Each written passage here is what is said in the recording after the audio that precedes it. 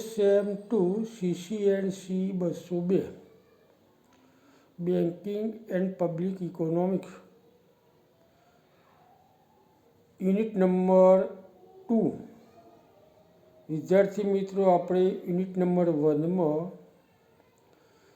4 topic: વેપારી બેન્કોની પ્રગતિ, વેપારી બેન્કોની મર્યાદાઓ, બેન્કિંગ સુધારાઓ, રાજ્ય સહકારી બેંક અને જિલ્લા સહકારી બેન્કોની કામગીરી, આ 4 ટોપિકનો વિડીયો લેક્ચર આપણે યુનિટ નંબર 1માં પૂરા કર્યા. હવે આપણે યુનિટ નંબર 2ની શરૂઆત કરીશું. તો યુનિટ નંબર 2 મધ્યસ્થ બેન્કિંગ, એમાં જે પહેલો ટોપિક છે તે મધ્યસ્થ બેંકના કાર્યો. તો મધ્યસ્થ બેંકને આરબીઆઈ તરીકે પણ ઓળખવામાં આવે છે. રિઝર્વ બેંક ઓફ ઇન્ડિયા તરીકે પણ ઓળખવામાં આવે છે. જુદા જુદા દેશોમાં આ મધ્યસ્થ બેંકને જુદા જુદા નામે ઓળખવામાં આવે છે. અમેરિકામાં મધ્યસ્થ બેંકને ફેડરલ બેંક તરીકે ઓળખવામાં આવે છે. ઇંગ્લેન્ડમાં બેંક ઓફ ઇંગ્લેન્ડ તરીકે ઓળખવામાં આવે છે. આ બેંકને કેન્દ્રીય બેંક પણ કહેવામાં આવે છે. વિશ્વના દરેક દેશમાં આવી એક કેન્દ્રીય બેંક ઉપલબ્ધ હોય છે, જે દેશનો સમગ્ર નાણાકીય વ્યવહાર ઉપર દેખરેખ રાખે છે. દેશની બધી બેંકો પર તેનું નિયંત્રણ હોય છે. તેને રિઝર્વ બેંક, મધ્યસ્થ બેંક કહેવામાં આવે છે. બરાબર. તો ભારતની જે રિઝર્વ બેંક છે તેની સ્થાપના ક્યારે થઈ, તેનું રાષ્ટ્રીયકરણ ક્યારે થયું, તેના કાર્યો કયા છે, આ બધી બાબતોની ચર્ચા કરીએ તે પહેલાં આપણે રિઝર્વ બેંકથી પરિચિત થઈશું. રિઝર્વ બેંકનો ખ્યાલ, રિઝર્વ બેંકથી આપણે સંપૂર્ણ પરિચિત થઈશું. બરાબર. રિઝર્વ બેંક એટલે શું, રિઝર્વ બેંક કોને કહેવાય, રિઝર્વ બેંકની વ્યાખ્યા કેવી આપી શકાય, એ બાબતોથી આપણે પરિચિત થઈશું. Reserve bank of India. બરાબર. તો ઓટ્રે નામના અર્થશાસ્ત્રીએ રિઝર્વ બેંકની એવી વ્યાખ્યા આપી છે કે બેંકોની બેંક એટલે મધ્યસ્થ બેંક અથવા તો કેન્દ્રીય બેંક અથવા RBI, reserve bank of India. એટલે કે દેશની જે સરકારી બેંકો છે, રાષ્ટ્રીયકૃત બેંકો છે, સહકારી બેંકો છે, વેપારી બેંકો છે, મધ્યસ્થ બેંકો છે, આ બધી બેંકો પર આરબીઆઈનું નિયંત્રણ હોય છે. કટોકટીના સમયમાં પણ આરબીઆઈ આ બેંકોને મદદરૂપ થતી હોય છે. માટે આરબીઆઈને બેંકોની બેંક કહેવામાં આવે છે. તેને આરબીઆઈ તરીકે ઓળખવામાં આવે છે. પ્રોફેસર ઓટ્રેની વ્યાખ્યા મુજબ, બીજી વ્યાખ્યા વેરા સ્મિથે આપી છે, જે તે દેશમાં ચલણી નોટો બહાર પાડવાનો ઇજારો ધરાવતી નાણાકીય સંસ્થા. ચલણી નોટો બહાર પાડવાનો ઇજારો ધરાવતી નાણાકીય સંસ્થા એટલે મધ્યસ્થ બેંક અથવા રિઝર્વ બેંક. જો વિદ્યાર્થી, ઇજારો મોનોપોલી એટલે કોઈ સ્પર્ધક નથી, હરીફમાં કોઈ નથી, ઉત્પાદક નિયોજક એક જ હોય, તેને મોનોપોલી કહેવાય, ઇજારાવાળું બજાર કહેવાય. બરાબર. આ ઇજારાનું બજાર, પૂર્ણ હરીફાઈનું બજાર, ઇજારાયુક્ત હરીફાઈનું બજાર તમે BSM2માં માઇક્રો ઇકોનોમિક્સમાં પણ અભ્યાસ કરવાના છો. બરાબર. જે પેપર 201 આવશે એમાં આ બજારનું વર્ગીકરણ, પૂર્ણ હરીફાઈનું બજાર, ઇજારાવાળું બજાર અને ઇજારાયુક્ત હરીફાઈનું બજાર, એમાં ઇજારાવાળા બજારનું બેસ્ટ ઉદાહરણ હોય તો આરબીઆઈ ચલણી નોટો જે બહાર પાડે છે તેનો ઇજારો ધરાવે છે, તેને રિઝર્વ બેંક કહેવામાં આવે છે. ચલણી નોટો બહાર પાડવાનો ઇજારો અથવા તો સત્તા માત્ર આરબીઆઈને છે 2 રૂપિયા કે 2 રૂપિયાથી વધુ રકમની ચલણી નોટો માત્ર રિઝર્વ બેંક ઓફ ઇન્ડિયા બહાર પાડે છે. દરેક ચલણી નોટ પર રિઝર્વ બેંક ઓફ ઇન્ડિયા લખેલું હોય છે. 2 રૂપિયાની નોટ હોય, 10 રૂપિયાની હોય, 100 રૂપિયાની હોય, 200 રૂપિયાની હોય કે 500 રૂપિયાની નોટ હોય, 2000 રૂપિયાની નોટ હોય, આજે દરેક નોટ ઉપર રિઝર્વ બેંક ઓફ ઇન્ડિયા લખેલું હોય છે અને આરબીઆઈના ગવર્નરની સહી હોય છે. બીજા દેશમાં બીજી કોઈ બેંકની સત્તા નથી, બરાબર. એટલે તેને ચલણી નોટો બહાર પાડવાનો ઇજારા તરીકે ઓળખવામાં આવે છે. તેને રિઝર્વ બેંક ઓફ ઇન્ડિયા કહેવામાં આવે છે. જ્યારે જે ચલણી સિક્કાઓ છે, 2 રૂપિયાનો સિક્કો, રૂપિયાનો સિક્કો, 5 રૂપિયાનો સિક્કો, 10 રૂપિયાનો સિક્કો, એ ભારત સરકાર બહાર પાડી શકે છે, પણ ચલણી નોટો ભારત સરકાર બહાર પાડી શકતી નથી. તે સત્તા માત્ર આરબીઆઈની જ છે, બરાબર. માટે તેને આરબીઆઈ તરીકે ઓળખવામાં આવે છે. શો નામના અર્થશાસ્ત્રીય વ્યાખ્યા આપી છે આરબીઆઈની શાખ નિયંત્રણ અથવા નાણાંના પુરવઠાનું નિયંત્રણ. આ બે અવેજી શબ્દો છે. શાખ એટલે પણ નાણું થાય, નાણું એટલે રૂપિયો, શાખ એટલે રૂપિયો. આ દેશમાં નાણાંના પુરવઠાનું રૂપિયાનું નિયંત્રણ રાખનારી બેંક એટલે રિઝર્વ બેંક, બરાબર. તેને મધ્યસ્થ બેંક તરીકે પણ ઓળખવામાં આવે છે. પહેલાં આપણે મધ્યસ્થ બેંક તરીકે ઓળખતા હતા, પછી એમાંથી આપણે ભારતીય રિઝર્વ બેંક તરીકે ઓળખતા થયા. ટૂંકમાં આરબીઆઈ તરીકે ઓળખવામાં આવે છે, બરાબર. પછી આંતરરાષ્ટ્રીય ચૂકવણી બેંક તરીકે પણ તેને ઓળખવામાં આવે છે. જે તે દેશમાં નાણાંનું ચલણ અને સાકી નાણાંનું નિયમન કરવું એ જેનું મુખ્ય કાર્ય હોય તેવી સંસ્થા એટલે મધ્યસ્થ બેંક અથવા રિઝર્વ બેંક. જે દેશમાં નાણાંનું ચલણ અને સાકી નાણું, દેશમાં જે નાણાંનું ચલણ હોય અને સાકી નાણાંનું જે નિયમન કરવું એ મુખ્ય કાર્ય હોય તેને રિઝર્વ બેંક તરીકે ઓળખવામાં આવે છે. તેમજ વિદેશી જે ચલણ હોય તેને ભારતના ચલણમાં રૂપાંતર કરવાની કાર્યવાહી પણ આરબીઆઈ દ્વારા જ થતી હોય છે.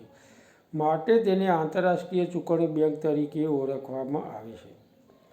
હવે નાણાકીય નીતિ દ્વારા નાણાંના પુરવઠા પર નિયંત્રણ રાખી દેશમાં નાણાકીય સ્થિરતા જાળવવી અને દેશમાં આર્થિક વિકાસ કરવો. બેંકોની બેંક તરીકે જેને ઓળખવામાં આવે, જેને સરકારી બેંક તરીકે પણ ઓળખવામાં આવે, જે ચલણી નોટો બહાર પાડતી હોય, આ બધી જેના જોડે સત્તાઓ છે તેને રિઝર્વ બેંક અથવા મધ્યસ્થ બેંક તરીકે ઓળખવામાં આવે છે, બરાબર. તો વિદ્યાર્થી મિત્રો, આ રિઝર્વ બેંકથી આપણે પરિચિત થયા, બરાબર. ટૂંકમાં મધ્યસ્થ બેંક એવી કેન્દ્રવર્તી નાણાકીય સત્તા છે કે જે સામાન્ય બેંકોની જેમ નફો એ મુખ્ય બાબત નથી. જુઓ, સ્ટેટ બેંક ઓફ ઇન્ડિયા હોય, વેપારી બેંક હોય, કોઈ સહકારી બેંક હોય, તેનો મુખ્ય ઉદ્દેશ નફો પ્રાપ્ત કરવાનો હોય છે.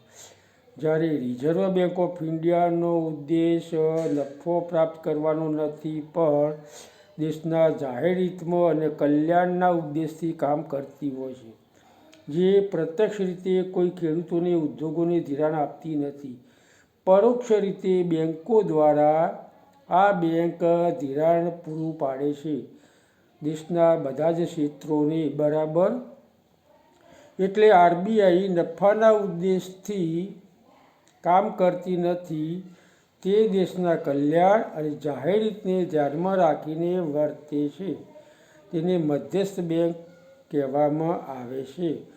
આ ઉપરાંત મધ્યસ્થ બેંકને ફુગાવો અને મંદીના સમયમાં તેને નિયંત્રણમાં લેવા માટેની સત્તા પણ આરબીઆઈ પાસે છે. ફુગાવાના સમયમાં નાણાંના પુરવઠાને નિયંત્રિત કરે છે, નાણાંના પુરવઠાને મોંઘું કરે છે, બરાબર. ખરીદ શક્તિ ઘટાડે છે અને ભાવોને નિયંત્રણમાં રાખી શકે છે.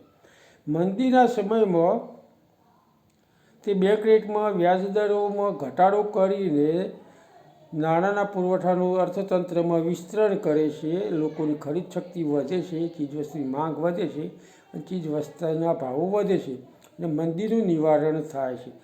તો વિદ્યાર્થી મિત્રો, આ ફુગાવાનું નિયંત્રણ અને મંદીનું માંથી બહાર આવવું, તેજી તરફ જવું, આ કામ પણ રિઝર્વ બેંક કરતી હોય છે. તો આપણે રિઝર્વ બેંકથી આ પરિચિત થયા, ખ્યાલ થયો, એની પૂર્વ ભૂમિકા થઈ. તો આ રિઝર્વ બેંક ઓફ ઇન્ડિયા, ભારતીય રિઝર્વ બેંક, આરબીઆઈ મધ્યસ્થ બેંક, બરાબર. તો આ બેંક દેશમાં શું કામગીરી કરે છે? આરબીઆઈ મધ્યસ્થ બેંક અથવા ભારતીય રિઝર્વ બેંકના શું કાર્યો છે?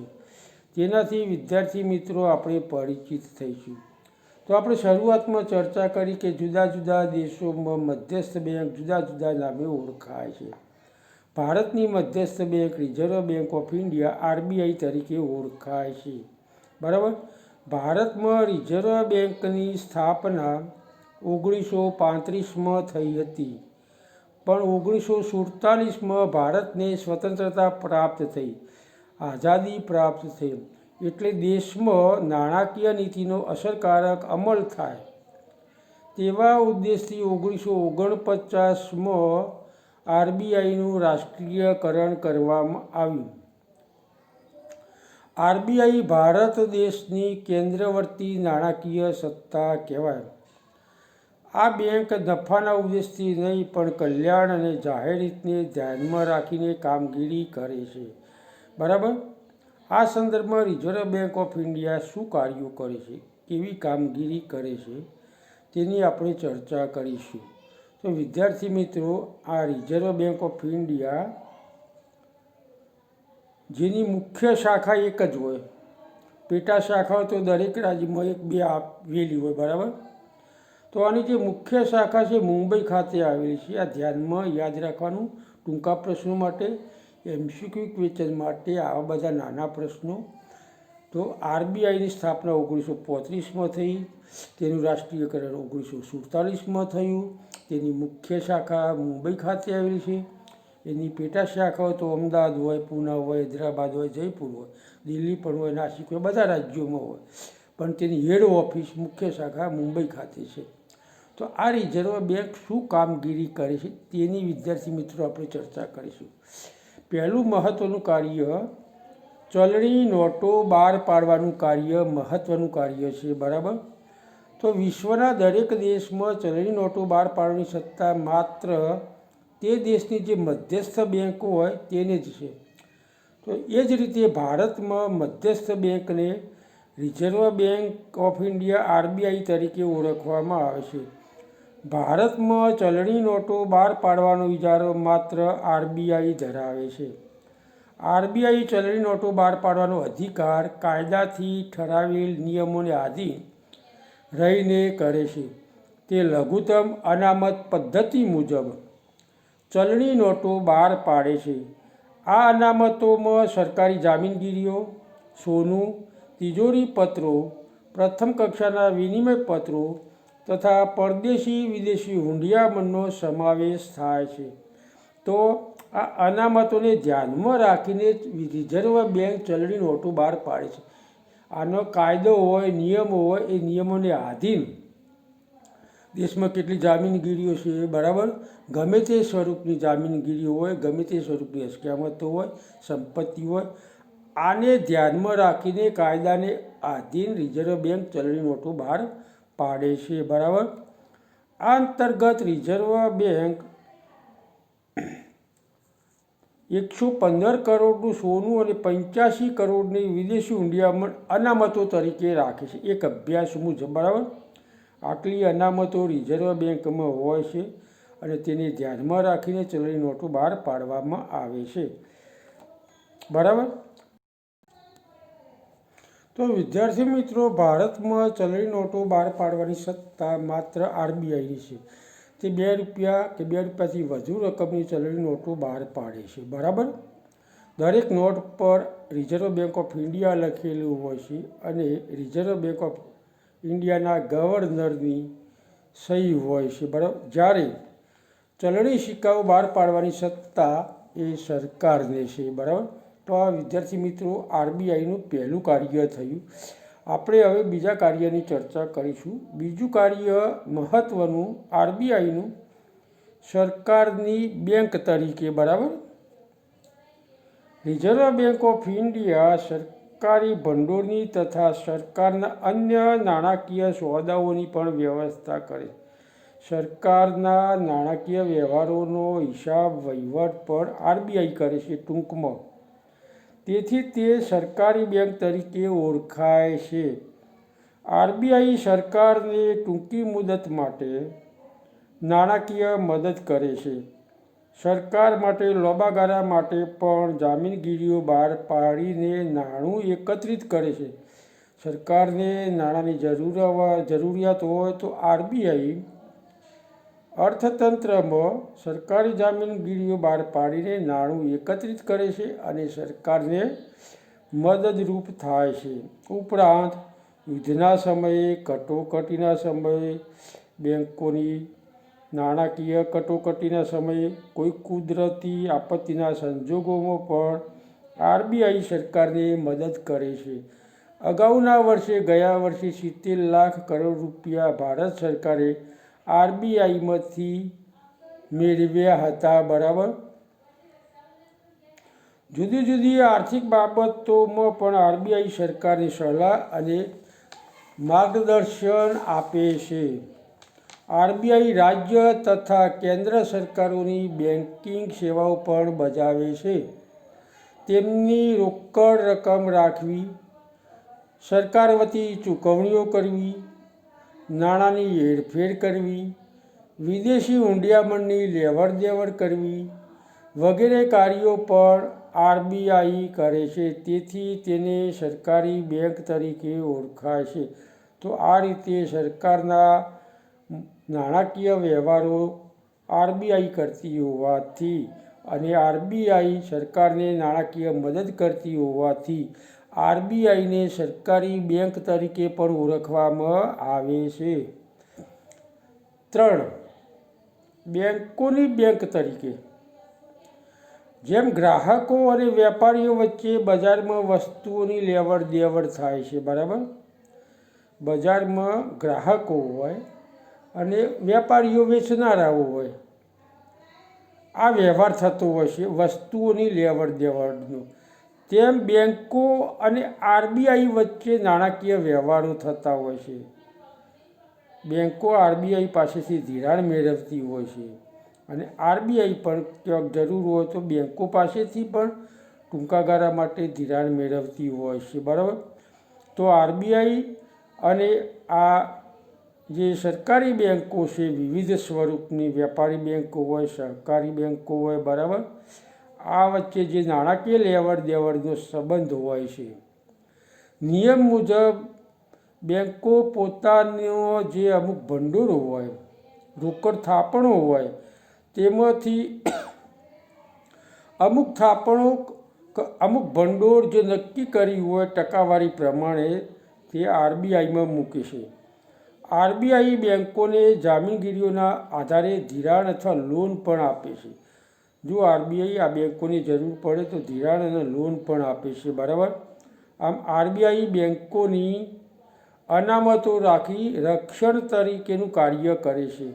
બેંકોની ભંડોળ સ્વરૂપે અનામતો રાખે એનું રક્ષણ પણ કરે છે.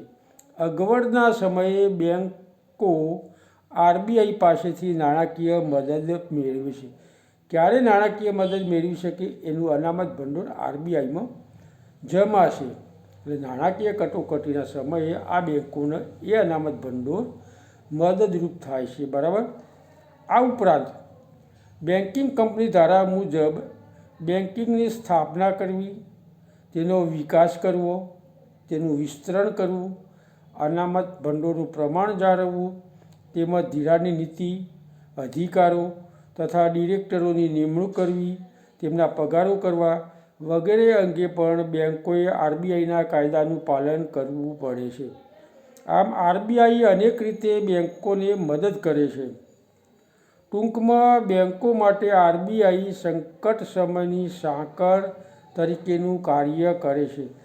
તેમજ બેંકો માટે આરબીઆઈ વાલી અને માર્ગદર્શક તથા નિયંત્રક સંસ્થા તરીકેની કામગીરી બજાવે છે. તો વિદ્યાર્થી મિત્રો, બેંકો માટે આરબીઆઈ સંકટ સમયની સાંકળ છે. તેને માર્ગદર્શન પણ પૂરું પાડે છે અને એક વાલી તરીકે વર્તન કરે છે. માટે આરબીઆઈ એ બેંકોની બેંક તરીકે ઓળખાય છે. આ ત્રીજું કાર્ય થયું. ચોથું કાર્ય, વિદેશી ઊંડિયામણનું નિયંત્રણ. દેશમાં સરકાર પાસે જે સોનું કે વિદેશી ચલણો છે તેને સાચવવાનું કાર્ય પણ આરબીઆઈ કરે છે. જ્યારે દેશમાં નિકાસો કરતાં આયાતોનું પ્રમાણ વધારે હોય ત્યારે પરદેશી અથવા વિદેશી ઊંડિયામણનો ઉપયોગ થઈ શકે. દેશના વિનિમય દરને સ્થિર રાખવાનું કાર્ય પણ આરબીઆઈ કરે છે. ભારતમાં વિદેશી ઊંડિયામણના અંકુશ પ્રમાણે જેઓ વિદેશી ઊંડિયામણ કમાય છે તે આરબીઆઈને આપી દેવાનું હોય છે. તેના બદલામાં આરબીઆઈ દેશના ચલણ તરીકે રૂપિયા આપે છે. જુઓ, જે લોકો પાસે વિદેશી ચલણ છે, ડોલરના સ્વરૂપમાં હોય, પાઉન્ડના સ્વરૂપમાં હોય, તો તે ચલણ આરબીઆઈમાં જમા કરી આરબીઆઈ તેનું રૂપિયામાં રૂપાંતર કરી નાણાં ચૂકવે છે. રૂપિયામાં વિદેશી ચલણનું દેશના ચલણમાં રૂપાંતર કરવાનું કાર્ય આરબીઆઈ કરે છે. બરાબર. વિદેશી ચીજવસ્તુઓના ઊંડિયામણ માટે પણ આરબીઆઈ પાસે જવું પડે છે. ભારતમાં તાજેતરમાં વિદેશી ઊંડિયામણ માટેના નિયંત્રણો હળવા કરવામાં આવ્યા છે. તો વિદ્યાર્થી મિત્રો, વિદેશી ઊંડિયામણ એટલે દેશ નહીં પણ બીજા દેશનું જે નાણું હોય, વિદેશી ઊંડિયામણ હોય, ચલણના સ્વરૂપમાં હોય કે બીજી સંપત્તિના સ્વરૂપમાં હોય, આ બધું નિયંત્રણ આરબીઆઈ કરે છે. તેમજ વિદેશી ચલણને દેશના ચલણમાં રૂપાંતર કરવાનું કાર્ય પણ રિઝર્વ બેંક ઓફ ઇન્ડિયા કરે છે. નંબર 5મું મહત્ત્વનું કાર્ય, શાખ નિયંત્રણ. નાણાંનું નિયંત્રણ કરવું. મોનેટરી પોલિસી, નાણાકીય નીતિ, આ એક મહત્ત્વનું કાર્ય છે આરબીઆઈનું. એનો આખો એક ટોપિક પ્રશ્ન અલગ આવશે, એ વખતે આપણે વિગતવાર ચર્ચા કરીશું. અહીંયા માત્ર કાર્ય તરીકે એની ચર્ચા કરીશું. શાખ નિયંત્રણ એ આરબીઆઈનું મુખ્ય કાર્ય છે. દેશમાં નાણાં પર નિયંત્રણ મૂકનારી સંસ્થા તરીકે તે અધિકાર ભોગવે છે. શાખ નિયંત્રણના સાધનોમાં શાખ નિયંત્રણના મુખ્ય બે પ્રકાર છે: પરિમાણાત્મક શાખ નિયંત્રણના સાધનો અને ગુણાત્મક શાખ નિયંત્રણના સાધનો. પરિમાણાત્મક શાખ નિયંત્રણના સાધનોમાં બેંક રેટ, ખુલ્લા બજારની નીતિ, રોકડ અનામત પ્રમાણમાં ફેરફાર, repo rate, reverse repo rate વગેરે સાધનો. બરાબર. અને આ સાધનોનો ઉપયોગ તે ફુગાવાના સમયમાં અને મંદીના સમયમાં ફેરફાર કરી ફુગાને નિયંત્રણમાં રાખવાનું કામ કરે છે. તો આ પરિમાણાત્મક શાખ નિયંત્રણના સાધનો થયા બેંક રેટ, ખુલ્લા બજારની નીતિ, રોકડ અનામત પ્રમાણ, repo rate, reverse repo rate. હવે ગુણાત્મક શાખ નિયંત્રણના સાધનોમાં શાખની માપબંધી, માર્જિન પદ્ધતિ, નૈતિક સમજાવટ, પ્રચાર વગેરે સાધનોનો સમાવેશ થાય છે. તો વિદ્યાર્થી મિત્રો, દેશની આર્થિક સ્થિરતા માટે આરબીઆઈ આ શાખનું નિયંત્રણ આ સાધનો દ્વારા કરે છે. બરાબર. દેશમાં આર્થિક સ્થિરતા જળવાય તે માટે. બરાબર. જેમ કે ફુગાવાના સમયમાં નાણાંને મોંઘું કરી ફુગાવાને નિયંત્રણમાં રાખી શકાય છે. બરાબર. આ ઉપરાંત બેંકોની ધિરાણ આપવાની પ્રવૃત્તિમાં પણ સાધનોનો ઉપયોગ કરવામાં આવે છે. બેંકોને જ્યારે ધિરાણ કરવાનું હોય ત્યારે પણ આ સાધનોનો ઉપયોગ કરવામાં આવતો હોય છે. જ્યારે અર્થતંત્રમાં મંદી હોય ત્યારે પરિમાણાત્મક સાધનો દ્વારા નાણાંને સસ્તું કરવામાં આવે છે, ખરીદ શક્તિ વધારવામાં આવે છે, માંગ વધારવામાં આવે છે, મંદીમાંથી તેજીમાં રૂપાંતર કરવામાં આવે છે. આ ઉપરાંત આરબીઆઈ વેપારી બેંકોનું પણ શાખનું નિયમન કરે છે. દેશનું અર્થતંત્રનું નાણાંનું નિયંત્રણ કરે છે. ઉપરાંત બેંકોને દેખરેખ રાખીને બેંકોનું પણ નાણાકીય નિયંત્રણ કરે છે. આમ શાખ નિયંત્રણની કામગીરી એ આરબીઆઈનું મહત્ત્વનું કાર્ય છે. છઠ્ઠું કાર્ય, આર્થિક વિકાસ. ભારતમાં આરબીઆઈ દેશના આર્થિક વિકાસને પોષક હોય તેવી નીતિઓ અમલમાં મૂકી આર્થિક વિકાસની પ્રક્રિયાને ઝડપી બનાવવામાં પણ મદદરૂપ થાય છે. આ સંદર્ભે તે ખેતી, ઉદ્યોગો, નિકાસ જેવા ક્ષેત્રોના વિકાસ માટે સરળતાથી ધિરાણ મળી રહે તે માટે વિશેષ યોજનાઓ કે પેકેજ જાહેર કરે છે. આ બાબતે વિશેષ તપાસ સમિતિની રચના કરીને માહિતી મેળવી તેનું આયોજન પણ કરે છે. જરૂર જણાય ઔદ્યોગિક નાણાં નિગમ, unit trust of India, NABARD, આયાત નિકાસ બેંક વગેરે જેવી નાણાકીય સંસ્થાઓની પણ રચના કરે છે. તો આ બધી કામગીરીને ધ્યાનમાં રાખીને આરબીઆઈ દેશના આર્થિક વિકાસને ઝડપી બનાવવામાં પણ પ્રત્યક્ષ યા પરોક્ષ રીતે મહત્ત્વની ભૂમિકા ભજવે છે. નંબર 7, સંશોધન અને પ્રકાશન. Reserve bank of India banking ક્ષેત્રમાં અને દેશની કેટલીક જરૂરી આર્થિક બાબતોનું સંશોધન અને તેની માહિતીને પ્રકાશિત કરવાનું કાર્ય કરે છે. ધિરાણ, ઔદ્યોગિક અને ખેત ઉત્પાદન શાખાઓનું વિસ્તરણ, થાપણોમાં પ્રગતિ, લેણદેણની તુલના વગેરે જેવા આર્થિક પરિબળો અને ઘટનાઓને ધ્યાનમાં રાખી આંકડાકીય માહિતી એકત્રિત કરી નાણાકીય નીતિ પણ ઘડે છે. આ વિશ્લેષણ અને માહિતી સાર્વજનિક હિતાર્થે RBI bulletin, trend, progress of banking in India, currency and finance, banking statistic વગેરે જેવા સામયિકો અથવા મેગેઝિનો અથવા અહેવાલો પ્રકાશિત કરે છે. જે સંશોધકો કે વિદ્યાર્થીઓ, નીતિ ઘડનારા કે અમલદારો કે વેપારી બેંકોને વગેરેને સંશોધન કે નીતિ ઘડતરમાં આ ઉપયોગી થાય છે. આરબીઆઈના જે મેગેઝિનો છે, બરાબર, જે સામયિકો છે, જે અહેવાલો છે, તે વિદ્યાર્થીઓને, વેપારીઓને, જે સંશોધનકર્તાઓ છે દેશમાં, એમને અર્થતંત્રની માહિતી એકત્રિત કરવા માટે ઉપયોગી છે. બરાબર. માનવ સંસાધન વિકાસનું કાર્ય. તો આરબીઆઈના જે પેલા 5 મહત્ત્વના કાર્યો સિવાય અન્ય કાર્યો આપણે જે પત્રકમાં દર્શાવ્યા છે એ પ્રમાણે આપણે અન્ય કાર્યોની ચર્ચા કરી રહ્યા છીએ. તો એમાં માનવ સંસાધન વિકાસ, બરાબર. Reserve bank of India banking ક્ષેત્રમાં માનવ સંસાધન વિકાસનું કાર્ય પણ કરે છે. બેન્કિંગ ક્ષેત્ર સાથે સંકળાયેલા વિવિધ સ્તરના કર્મચારીઓને બેન્કિંગ કામગીરી અંગે અદ્યતન જાણકારી અને તાલીમ મળે તથા તે બેન્કિંગ ક્ષેત્રને ચાલતા વર્તમાન પ્રવાહોથી જાણકારી બને તે માટે રિઝર્વ બેંક 3 વિશેષ કોલેજ મુંબઈ, પુણે અને ચેન્નઈમાં ચલાવે છે. જુઓ, આ બેન્કિંગ ક્ષેત્રના વિકાસ માટે, લોકોને જાણ થાય બેન્કિંગ ક્ષેત્રની, એ માટે કોલેજો પણ ચલાવવામાં આવે છે. મુંબઈ, પુણે અને ચેન્નઈમાં 3 કોલેજો ચાલે છે બેન્કિંગ ક્ષેત્રને લગતી, જેમાં રિઝર્વ બેંક, અન્ય બેન્કો, નાણાકીય સંસ્થાઓ અને વિદેશી નાણાકીય એજન્સીઓના પ્રતિનિધિઓ કે કર્મચારીઓને બેન્કિંગના વિવિધ પાસાઓને આવરીને તાલીમ આપવામાં આવતી હોય છે. આ ઉપરાંત તે મુંબઈ, કલકત્તા, ચેન્નઈ અને દિલ્હીમાં ઝોનલ ટ્રેનિંગ સેન્ટર પણ ચલાવે છે. તો વિદ્યાર્થી મિત્રો, આ રિઝર્વ બેંકના મહત્ત્વના કાર્યો થયા.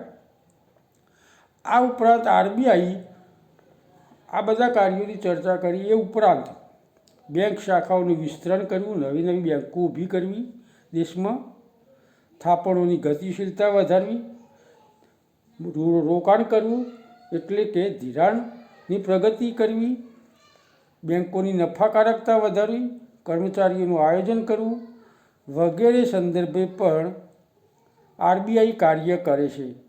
વેપારી બેંકોની તપાસ કરી જરૂર જણાય તો પગલાં પણ લે છે. દેશમાં બેન્કિંગ ક્ષેત્રનો સંતુલિત વિકાસ થાય તે બાબત ઉપર પણ આરબીઆઈ પૂરતું ધ્યાન આપે છે. સહકારી પ્રવૃત્તિના વિકાસમાં પણ સહાયક ભૂમિકા ભજવે છે. બરાબર.